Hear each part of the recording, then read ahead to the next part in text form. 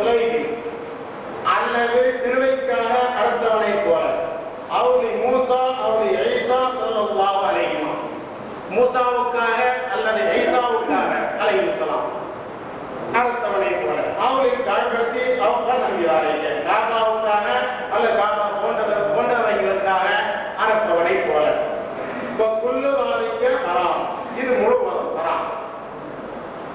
இங்கே வலா தஹில்லு ஹாதிஹி தபீஹத்து இந்த அறுக்கப்பட்ட பிராணி ஹலால் இல்லை.